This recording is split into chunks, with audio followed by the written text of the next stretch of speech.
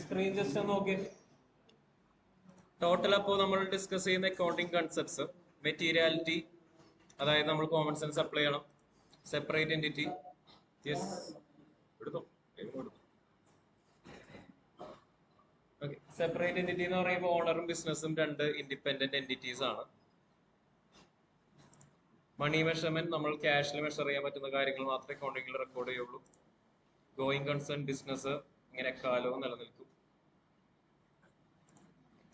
Accrual concept എക്സ്പെൻസോ ഇൻകമോ ഉണ്ടാവുമ്പോൾ അപ്പോൾ തന്നെ അതിനെ റെക്കോർഡ് ചെയ്യാം. മാച്ചിങ് എന്ന് പറയുന്നത് ഒരു കൊല്ലത്തെ എക്സ്പെൻസ് അടുത്ത നെക്സ്റ്റ് ഇയറിലേക്ക് ട്രാൻസ്ഫർ ചെയ്യാൻ പാടില്ല. അതേപോലെ തന്നെ ഒരു കൊല്ലത്തെ റവന്യൂ അടുത്ത കൊല്ലത്തേക്ക് ട്രാൻസ്ഫർ ചെയ്യാൻ പാടില്ല. ഇതും വളരെ ഇമ്പോർട്ടന്റ് ആയിട്ടുള്ള ഒരു കൺസെപ്റ്റ് ആണ്. ഇതാണ് നമ്മൾ പറയാൻ പോകുന്ന ലാസ്റ്റ് കൺസെപ്റ്റ് എന്ന് പറയുന്നത്, ഡ്യുവൽ ആസ്പെക്ട് കൺസെപ്റ്റ്. ഈ ഡ്യുവൽ ആസ്പെക്ട് കൺസെപ്റ്റ് കൊണ്ട് ഉദ്ദേശിക്കുന്ന കാര്യം എന്താണെന്ന് വെച്ചിട്ടുണ്ടെങ്കിൽ, ഒരു ട്രാൻസാക്ഷൻ വന്നിട്ടുണ്ടെങ്കിൽ അതിൽ രണ്ട് എഫക്റ്റുകൾ ഉണ്ടാവും. അതിൽ നിന്നാണ് ഡെബിറ്റ് ക്രെഡിറ്റ് എന്ന് പറഞ്ഞ കാര്യങ്ങളൊക്കെ വരുന്നത്. ഇതിനെ അതുകൊണ്ട് foundation or basic principle of accounting എന്ന് കൂടി പറയും. അതിൽ നിന്നാണ് ഇവര് ഇങ്ങനെ ഒരു ഫോർമുല ഡിസൈൻ ചെയ്തിട്ടുള്ളത്. ഏത് സിറ്റുവേഷൻ നോക്കിക്കഴിഞ്ഞാലും കമ്പനിയുടെ സ്വത്തുക്കൾ ബാധ്യതകൾക്കും ക്യാപിറ്റലിനും ഈക്വൽ ആയിരിക്കും. Asset is equal to liability plus capital. നിങ്ങൾ +1 കൊമേഴ്സ് ഒക്കെ പഠിച്ചിട്ടുള്ള ആൾക്കാരാണെങ്കിൽ, അല്ലെങ്കിൽ ബികോമിലൊക്കെ ഈ ഒരു ഫോർമുല എവിടെയെങ്കിലും ഒക്കെ നിങ്ങൾ കണ്ടു മറന്നിട്ടുണ്ടാവും.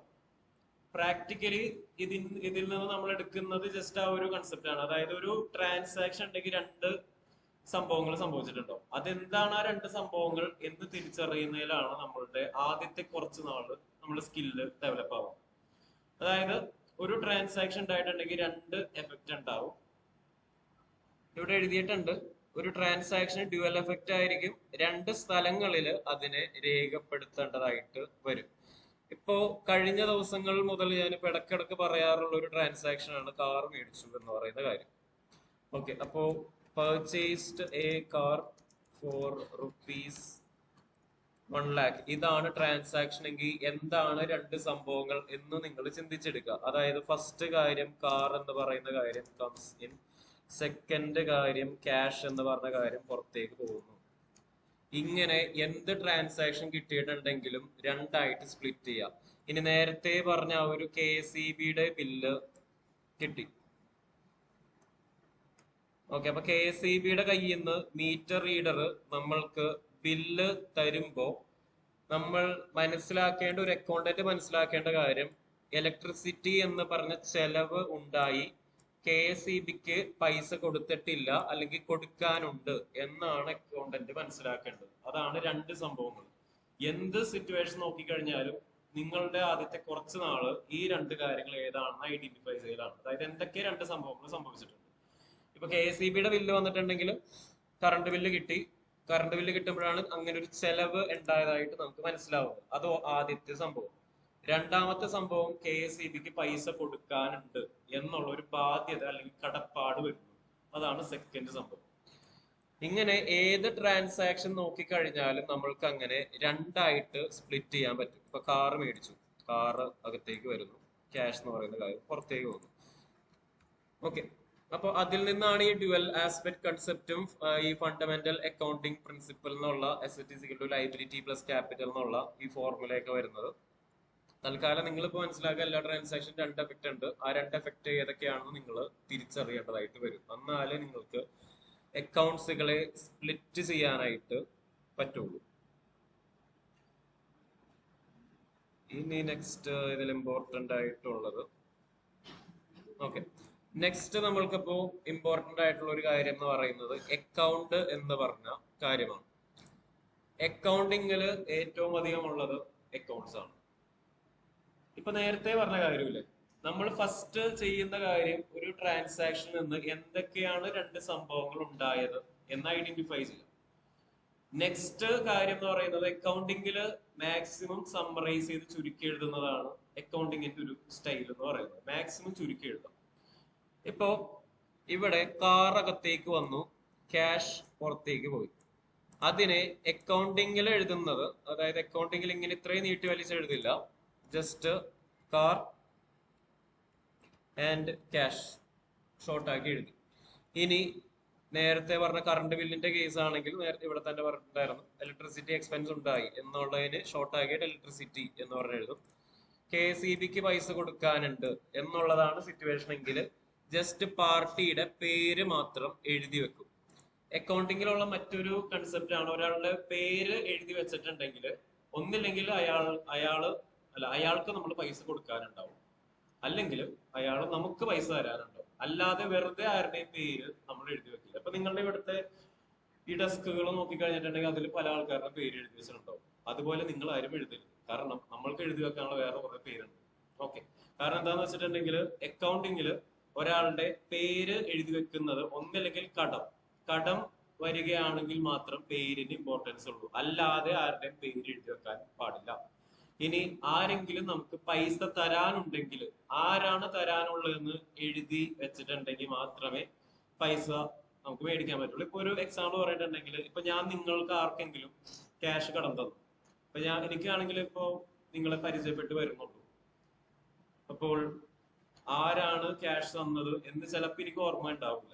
അതായത് ഈ ഒരു ക്ലാസ്സിലെ ആരോ ആണ് തന്നത് എന്നുള്ള ഒരു മെമ്മറി മാത്രമേ എനിക്ക് ചിലപ്പോൾ ഉണ്ടാവുള്ളൂ. അപ്പൊ നാളെ വന്നിട്ട് ഞാൻ നിങ്ങളോട് എനിക്ക് ഇന്നലെ എന്റെ കയ്യിൽ നിന്ന് ആരും ഒരു 5000 രൂപ കടം മേടിച്ചിട്ടുണ്ടായിരുന്നു, ഇനി പൈസ മേടിച്ചു കൊണ്ടുപോയ ആൾ അത്ര സത്യസന്ധനല്ല എന്നുണ്ടെങ്കിൽ ഏത് പൈസ എന്ന് തന്നു എന്നായിരിക്കും ചോദിക്കുന്നത്.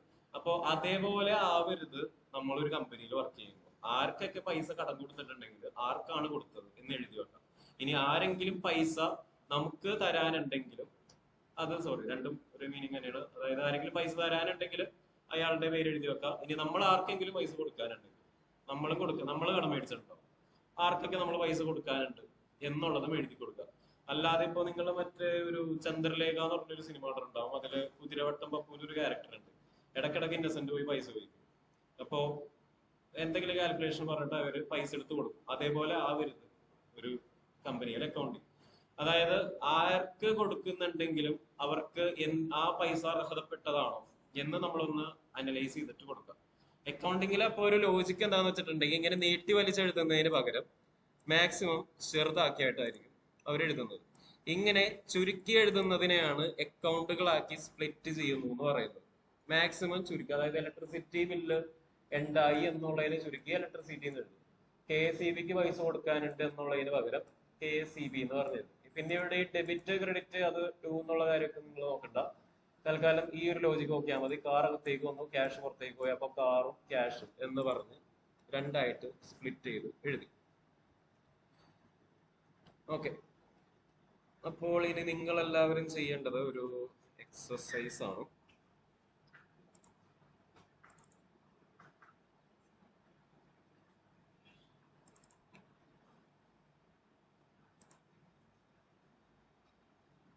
ഓക്കെ, അതായത് ഇവിടെ ഇപ്പോ സ്ക്രീനിൽ കുറച്ച് ട്രാൻസാക്ഷൻസ് വന്നിട്ടുണ്ട്. അപ്പൊ നിങ്ങളുടെ ടാസ്ക് എന്താണെന്ന് വെച്ചിട്ടുണ്ടെങ്കിൽ ഇതിൽ നിന്ന് ഏതൊക്കെ അക്കൗണ്ടുകളാണ് വരുന്നതെന്നൊന്ന് ക്ലാസിഫൈ ചെയ്ത് നോക്കാം. ഇപ്പൊ ജസ്റ്റ് ഞാനിപ്പോ ഫസ്റ്റ് 2 എണ്ണം ഒന്ന് ചെയ്ത് കാണിച്ചു തരാം. അതായത് ഇവിടെ received cash from Amit as loan. അപ്പൊ ഇവിടെ 2 അക്കൗണ്ട് കോളം കിടപ്പുണ്ട്. ഈ 2 അക്കൗണ്ട് കോളം എന്തിനാണെന്ന് വെച്ചിട്ടുണ്ടെങ്കിൽ നേരത്തെ നമ്മൾ പറഞ്ഞ ഡ്യുവാലിറ്റി കൺസെപ്റ്റ് അല്ലെങ്കിൽ ഡ്യുവൽ ആസ്പെക്ട് കൺസെപ്റ്റ്. എല്ലാ ട്രാൻസാക്ഷനും 2 എഫക്റ്റ് ഉണ്ടാവും, 2 സംഭവങ്ങൾ ഉണ്ടാവും. നിങ്ങളുടെ ഫസ്റ്റ് ടാസ്ക് എന്താന്ന് വെച്ചിട്ടുണ്ടെങ്കിൽ, ഇപ്പോ ഇതേപോലെ ടേബിൾ വരച്ച് എഴുതണം എന്നില്ല, നിങ്ങൾക്ക് ഓരോന്നും ഇൻഡിവിജ്വലി വേണമെങ്കിൽ ചെയ്യാം. ഇപ്പോ ഫസ്റ്റ് ട്രാൻസാക്ഷൻ ആണ് received cash from Amit as loan. അതിന് നമുക്ക് വേണമെങ്കിൽ ഇങ്ങനെ എഴുതാം, ക്യാഷ് റിസീവ്ഡ് ഫ്രം അമിത്. ആദ്യം ബിസിനസ്സിൽ നടക്കുന്ന സംഭവം അമിത്തിന്റെ കയ്യിൽ നിന്ന് ക്യാഷ് കിട്ടി. ഓക്കെ, അതാണ് ആദ്യത്തെ സംഭവം എന്ന് പറയുന്നത്. ഇനി നെക്സ്റ്റ് സംഭവം cash has to be repaid to Amit. Okay, അമിത്തിന് ഈ ഒരു ക്യാഷ് റീപേ ചെയ്ത് കൊടുക്കേണ്ടതായിട്ട് ഉണ്ട്. ഇതാണ് രണ്ടാമത്തെ സംഭവം. ഇങ്ങനെ എന്ത് ട്രാൻസാക്ഷൻ കിട്ടിയിട്ടുണ്ടെങ്കിലും അതിലുള്ള കാര്യങ്ങൾ ഇങ്ങനെ രണ്ടായിട്ട് സ്പ്ലിറ്റ് ചെയ്യാം. ഒന്ന് ഇതിപ്പോ അമിത്തിന്റെ കയ്യിൽ നിന്ന് കിട്ടിയ പൈസ ലോണാണ്. ഒരു റെസ്പോൺസിബിൾ അക്കൗണ്ടന്റ് എന്നുള്ള രീതിയിൽ മനസ്സിലാക്കുക, ഈ പൈസ അമിത്തിന്റെ കയ്യിലേക്ക് തിരിച്ച് കൊടുക്കണം. ഇനി ഇതെങ്ങനെ രണ്ട് അക്കൗണ്ടുകളായിട്ട് ഇങ്ങനെ സ്പ്ലിറ്റ് ചെയ്യുക, അതാണ് നമ്മളുടെ ടാസ്ക്. അപ്പോ ക്യാഷ് ആണെങ്കിൽ എളുപ്പമാണ്, ജസ്റ്റ് ആദ്യത്തെ അക്കൗണ്ട് ക്യാഷ് ആണെങ്കിൽ ക്യാഷ് അത് തന്നെയായിരിക്കും അക്കൗണ്ട് വരുന്നത്. ഇനി അമിത്തിന് കൊടുക്കേണ്ട പൈസ അതെങ്ങനെ ചുരുക്കി എഴുതും എന്നുള്ളതാണ്. നമുക്ക് ഇങ്ങനെ എഴുതാം, ലോൺ ഫ്രം അമിത്, അമിത്തിന്റെ കയ്യിൽ നിന്നുള്ള ലോൺ എന്നുള്ള രീതിയിൽ നമുക്ക് അതിനെ ചുരുക്കി എഴുതാനായിട്ട് പറ്റും. ഇതിപ്പോ ജസ്റ്റ് അമിത് എന്നുള്ള പേര് മാത്രമാക്കി എഴുതാം, പക്ഷെ അങ്ങനെ എഴുതുന്നതിന് ഒരു പ്രശ്നമുണ്ട്. സാധാരണ പേരുകൾ മാത്രമായിട്ട് നമ്മൾ എഴുതുന്നത് ഗുഡ്സും സർവീസും കടമായിട്ട് മേടിക്കുമ്പോൾ, അല്ലെങ്കിൽ ഗുഡ്സും സർവീസും കടമായിട്ട് വിൽക്കുമ്പോൾ, അപ്പൊ മാത്രമാണ് നമ്മൾ പേര് മാത്രമായിട്ട് എഴുതാറ്. ഇത് ക്യാഷ് ആണ് കടമായിട്ട് മേടിച്ചത്, അപ്പോൾ ലോൺ എന്നുള്ള രീതിയിൽ സ്പെസിഫിക്കലി ഒന്ന് എഴുതി വെക്കുന്നതാണ് എപ്പോഴും നല്ലത്. കാരണം അല്ലാന്നുണ്ടെങ്കിൽ ചിലപ്പോൾ നമുക്ക് പിന്നീട് കൺഫ്യൂഷൻ വരും.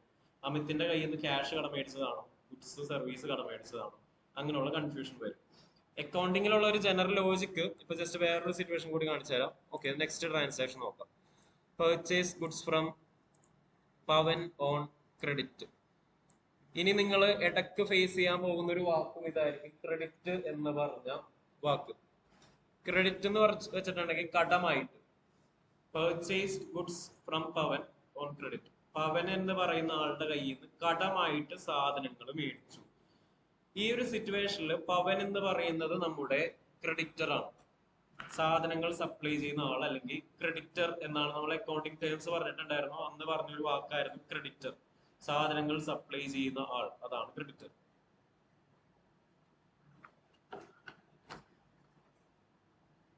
അപ്പോൾ ഇവിടെ സംഭവിക്കുന്ന കാര്യങ്ങൾ എന്താണെന്ന് രണ്ടായിട്ട് നമുക്ക് വേണമെങ്കിൽ സ്പ്ലിറ്റ് ചെയ്യാം. ട്രാൻസാക്ഷൻ ആദ്യം നമുക്കൊന്ന് എടുത്തെഴുതാം.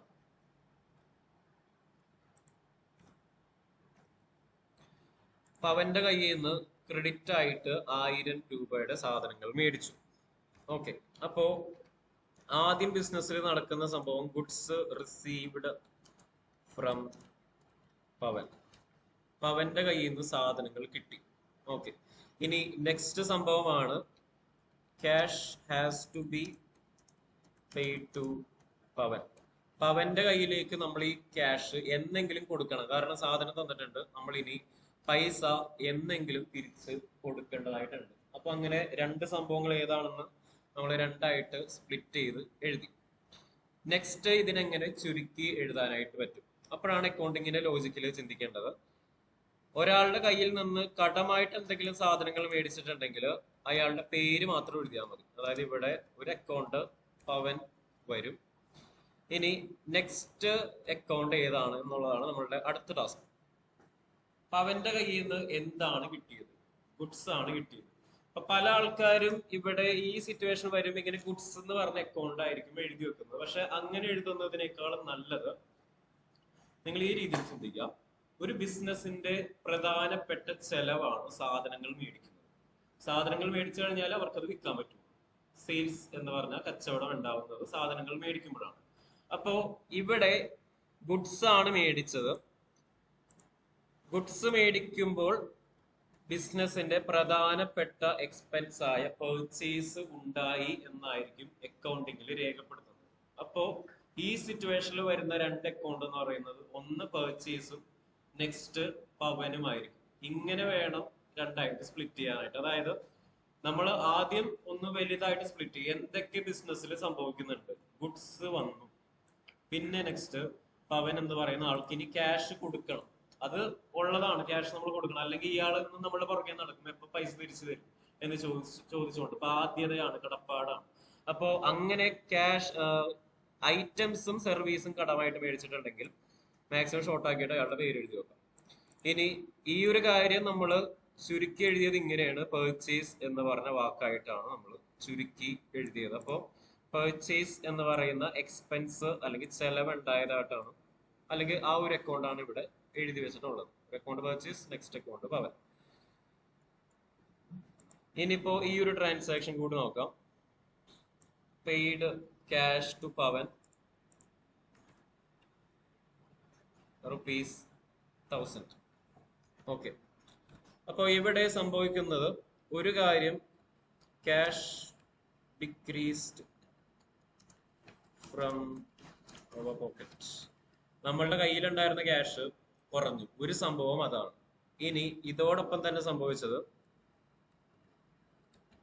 ലൈബിലിറ്റി, അതായത് പവൻ എന്ന് പറഞ്ഞൊരു ബാധ്യത നമ്മുടെ കമ്പനിയിൽ ഉണ്ടായിരുന്നു, അയാള് ഡിക്രീസ് ചെയ്യും, അല്ലെങ്കിൽ ഈസ് നോ മോർ.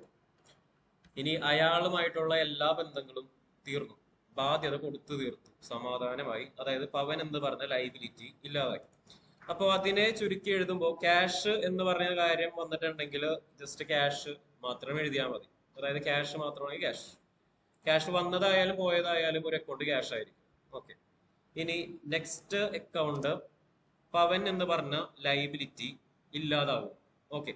അപ്പൊ പവൻ എന്ന് പറഞ്ഞ ലൈബിലിറ്റി ഉണ്ടായപ്പോ നമ്മൾ ജസ്റ്റ് അയാളുടെ പേര് മാത്രം എഴുതി. അന്നേരം അതായത് ഈ ബാധ്യത വന്നപ്പോൾ ഉണ്ടായിരുന്ന അക്കൗണ്ട് പവൻ എന്ന് പറഞ്ഞ അക്കൗണ്ട് ആണ് നമ്മൾ എഴുതിയത്.